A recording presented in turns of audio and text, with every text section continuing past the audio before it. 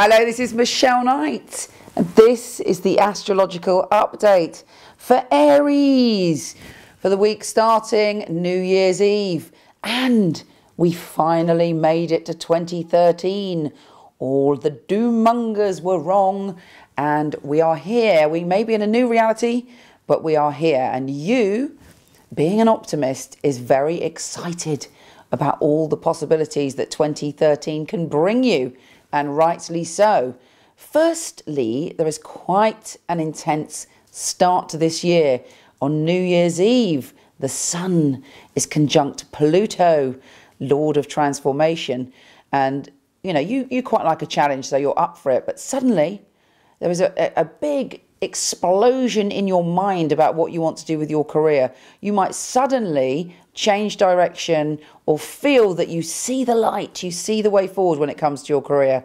But this week may not be the ideal week to start planning for your career, because there's a lot of conflict in the skies between pleasure and work. I'm an Aries too, and if you're anything like me, you like to extend Christmas, and once you're in full carousing mode, it's very difficult to put the brakes on and stop. All the planets in the sky are saying they want you to look at your career and your idea of pleasure, but there are some very, very positive things coming to you in terms of friendships, meeting new people, socializing and love. And this could be distracting you at the very beginning of the year from really digging in to your work. And really, it's time to find the balance between these two wonderful things, because you can be passionate about people and also passionate about your career. We have a T-square with Jupiter, which is really wanting you to expand and be creative, and that's squaring the moon in the 6th house, and that's opposition Neptune and Chiron in the place of your spirituality and your higher calling. There may be a part of you that's wrestling with yourself. Do I follow my dreams? Do I go after my soul calling? Or do I have to knuckle down and do what I've got to do to survive financially? There may be a surprising key or answer this week. And in a way, it's best not to resist, but to go with the flow and see what comes up.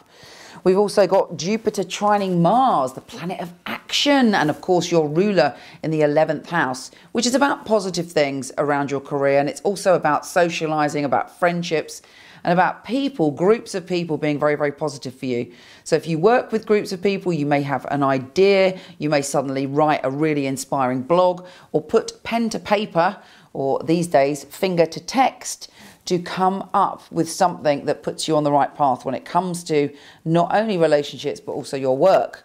There's a grand air trine as well, and that's making you able to articulate all the things that you want to say when it comes to relationships. You're very clear about what you want. You're very, very bright this week and very, very clever and quick-witted. Use that energy to your advantage to communicate with all the people that you need to communicate to keep all those balls in the air. You have the opportunity to break through in a way career-wise that you haven't been able to before. In a way, in 2012, you may have felt slightly held back. This is breakthrough. Pluto is going, I rip aside all obstacles, and now you must step into the new, which is something that you normally thrive on. We end the week, we also got a T-square with Uranus in your sign, opposite Moon in the place of relationships. So emotionally, you might be feeling very spontaneous and other people can't keep up with you, but there's nothing new there. The end of the week, there is a double yod, one of those pesky yods, and Saturn and Moon are making you feel quite obsessive or intense or slightly jealous, or a primal emotion might be coming up.